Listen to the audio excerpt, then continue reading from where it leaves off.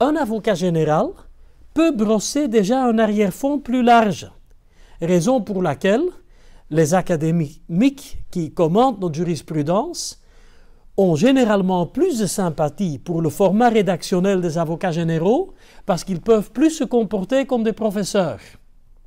Ils ne le font pas tous, mais certains le font.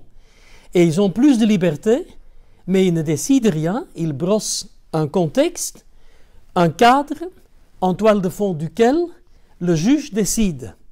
Les avocats généraux sont indispensables à la décision judiciaire, parce que ça permet une dialectique aussi pour la perception extérieure. Le monde extérieur sait que le collège de juges, lorsqu'il a décidé l'affaire, il avait connaissance de ce que l'avocat général a brossé comme toile de fond. Et donc cette dialectique perceptible de l'extérieur, à mon sens, légitime tout le processus de la décision juridictionnelle. Donc moi, comme juge, je suis un grand fan des avocats généraux. Mais cela étant dit, le rôle est différent. Les juges doivent souvent être délibérément plus limités que l'avocat général parce que la saisie est plus limitée. Mais ça donne un confort moral au juge lorsqu'il décide que ce tableau plus général est brossé et le juge, en faisant bien le travail, doit rendre clair dans la motivation pourquoi il suit ou ne suit pas l'avocat général. Donc en cela, c'est la transparence du processus. Donc c'est très important.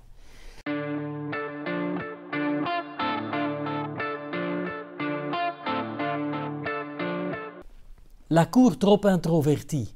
Non, la Cour réagit après un débat juridictionnel, un débat qui s'est déroulé devant la Cour, tant par écrit que oralement. Et donc le juge est non seulement limité par l'étendue de la saisie, mais aussi par le contenu du débat juridictionnel qui s'est tenu devant lui. Parce que le juge n'est pas comme un législateur, il ne peut pas juste dire le droit out of the blue.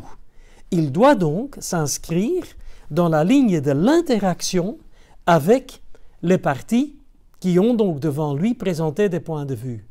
Et en cela, la motivation d'un arrêt qui légitime l'arrêt est une interaction avec ce qui a été présenté par les parties devant le juge et en particulier par la partie avec laquelle le juge n'est pas d'accord.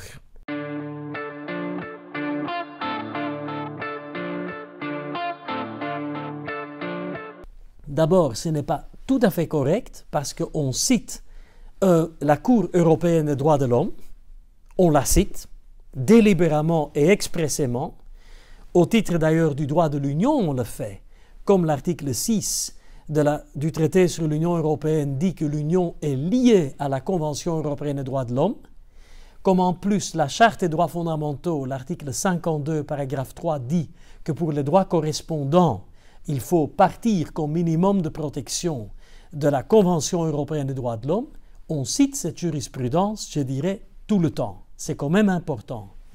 Mais il est vrai que la Cour a fait le choix, depuis le début, de ne pas citer de la jurisprudence nationale, et je crois que là, c'est tout à fait compréhensible pourquoi nos prédécesseurs ont pris cette décision qui a toujours été suivie, c'est pour ne pas faire de l'inégal. En d'autres termes, certaines langues sont plus accessibles que d'autres langues, mais les États membres sont égaux devant le traité. Et le traité de Lisbonne, d'une manière tout à fait heureuse, a maintenant consacré pour la première fois ce principe expressis verbis dans le traité, c'est l'article 4, paragraphe 2, première phrase, qui dit que les États membres sont égaux devant le traité. Donc c'est par un souci d'égalité des États membres qu'on ne peut pas citer les États membres dont la langue est plus accessible que d'autres États membres. Donc ça c'est un problème. C'est aussi un problème, comment dirais-je, de laisser certains États membres avoir un impact plus grand que d'autres États membres. On ne le fait pas. Mais tout cela étant dit, ça me ramène à nouveau à nos avocats généraux.